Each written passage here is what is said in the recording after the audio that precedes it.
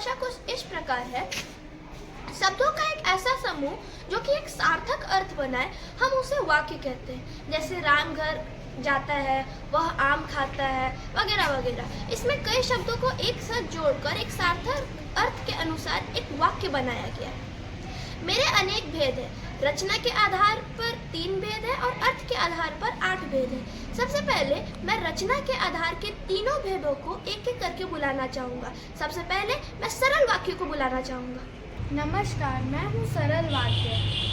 मेरी परिभाषा कुछ इस प्रकार है। जिन वाक्यों में कर्ता तो एक से अधिक हो सकते हैं परंतु क्रिया एक ही होती है, उन्हें सरल वाक्य कहते हैं। सरल वाक्यों में एक ही विधेय तथा एक ही उद्देश्य होता है। उदाहरण के लिए, राधा बात कर रही है, रमा खुश है तथा गंगा बैठी है और आकृति पढ़ रही है। इन सभी उदाहरणों में जिन भी लड़कियों का नाम है वह सभी करता है तथा वह सब कोई ना कोई कार्य कर रहे हैं। तो यह है सरल वाक्य। धन्यवाद। अभी आप लोगों ने देखा सरल वाक्य। अब मैं बुलाना चाहूँगा संयुक्त वाक्य को। नमस्कार, मैं संयुक्त वाक्य हूँ। इसकी परिभाषा कुछ इस प्रकार है। 2 वाक्यों को जोड़ने के लिए जिन संयोजन का प्रयोग किया जाता है उसे संयुक्त वाक्य कहते हैं। इनकी पहचान और, किंतु, अथवा आदि अन्य शब्दों से किया जा सकता है। जैसे सोहन आया और उसने खाना खाया। इसमें 2 वाक्य हैं। पहला, सोहन आया और सोहन ने खाना खाया। दूसरा, वह मुझे नहीं जानता और मैं भी उसे नहीं जानता। इसमें भी 2 वाक्य हैं। वह मुझे नहीं जानता और मैं भी उसे नहीं जानता। धन्यवाद। अभी आप लोगों ने देखा संयुक्त वाक्य। अब रचना के आधार पर मेरा अंतिम भेद है मिश्र वाक्य, जो कि अभी आपके सामने आने वाला है।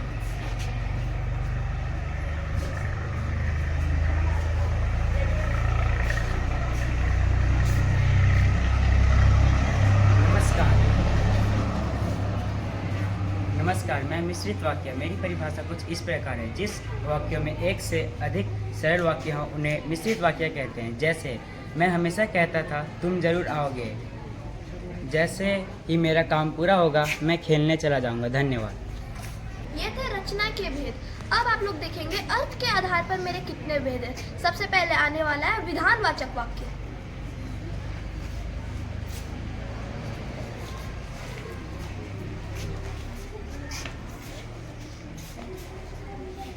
नमस्ते, मेरा नाम विधानवाचक वाक्य है। मेरी परिभाषा कुछ इस प्रकार है। जिन वाक्यों में किसी काम के करने या होने का भाव प्रकट हो तथा किसी व्यक्ति या वस्तु के बारे में सामान्य जानकारी प्राप्त हो उसे विधानवाचक वाक्य कहते हैं। जैसे, हमने जीवन में कई पड़ोस बदले हैं। दूसरा, उस दिन शनिवार था। धन्यवाद। अब मैं बुलाने वाला हूँ निषेधवाचक वाक्य को। नमस्कार, मेरा नाम निषेधवाचक वाक्य है। मेरी परिभाषा कुछ इस प्रकार है। जिन वाक्यों में किसी कार्य के ना करने का भाव प्रकट हो वह निषेधवाचक वाक्य कहलाता है। जैसे, राधा कुछ न कर सकी।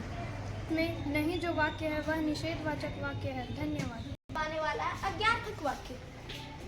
नमस्कार मित्रों, मैं हूं अज्ञार्थक वाक्य और मेरी परिभाषा कुछ इस प्रकार है। जिस वाक्य में किसी व्यक्ति को आदेश या निर्देश देना हो वह अज्ञार्थक वाक्य कहलाते हैं। उदाहरण के लिए, बाहर जाओ, अंदर में खेलो। धन्यवाद। अब आपके सामने आने वाला है मेरा अर्थ के आधार पर चौथा भेद प्रश्नवाचक वाक्य। नमस्कार, मेरा नाम प्रश्नवाचक वाक्य है। मेरी परिभाषा कुछ इस प्रकार है। जिन वाक्यों में प्रश्न पूछा जाए उन्हें प्रश्नवाचक वाक्य कहते हैं। चलिए मैं अपने कुछ उदाहरण देती हूँ। जैसे, तुम कहाँ जा रहे हो? क्या तुमने सारे आम खा लिए? इसमें क्या और कहाँ प्रश्नवाचक वाक्य। धन्यवाद। ये था प्रश्नवाचक। अब आने वाला है विस्मयादिबोधक वाक्य। मेरा अर्थ के आधार पर 5वां भेद। नमस्कार, मैं विस्मयादिबोधक वाक्य। मेरी परिभाषा कुछ इस प्रकार है। जिन वाक्यों से आश्चर्य, हर्ष, शौक, दुख का भाव प्रकट हो उन्हें विस्मयादिबोधक वाक्य कहते हैं। जैसे, अरे हाय, मेरे दांत में दर्द है। अरे, तुम यहाँ भी आ गए। धन्यवाद। अब आ रही है मेरे अर्थ के आधार पर 6ठे भेद इच्छा बोधक वाक्य की। नमस्कार, मैं इच्छा बोधक वाक्य हूँ। मैं अपने बारे में आज कुछ बताने आया हूँ। मेरी परिभाषा कुछ इस प्रकार है। जिन वाक्यों में इच्छा, अभिशाप, शुभकामना का भाव प्रकट किया गया हो उन्हें इच्छा बोधक वाक्य कहलाते हैं। जैसे, काश हम चांद की सैर करते। दूसरा, आपकी यात्रा मंगलमय हो। धन्यवाद। अब आने वाला है संदेह बोधक वाक्य। मेरा अर्थ के हिसाब से 7वां भेद। नमस्ते, मेरा नाम संदेह बोधक वाक्य है। मेरी परिभाषा कुछ इस प्रकार है। जिन वाक्यों में संदेह का भाव प्रकट हो उन्हें संदेह बोधक वाक्य कहते हैं। जैसे शायद कल बारिश होने वाली है, हो सकता है कल ना आए कोई। धन्यवाद। अब आने वाला है अर्थ के आधार पर मेरा अंतिम भेद, शर्त बोधक वाक्य, जिसे हम संकेतवाचक वाक्य भी कहते हैं। नमस्कार, मैं शर्त बोधक या संकेतवाचक वाक्य हूँ। मेरी परिभाषा कुछ इस प्रकार है। जिन वाक्यों से किसी काम या बात के होने अथवा ना होने, किसी दूसरे काम के होने अथवा ना होने पर निर्भर करता है, वे शर्त बोधक अथवा संकेतवाचक वाक्य कहलाते हैं। जैसे अगर तुम वहाँ आओगी तभी मैं वहाँ जाऊँगी। धन्यवाद। तो देखा आप लोगों ने, मेरे अर्थ के आधार पर और रचना के आधार पर 3 और 8 कुल मिला के 11 वेदों का आपको एक एक करके प्रदर्शित किया। इसी के साथ मैं आप सभी का धन्यवाद करना चाहूँगा।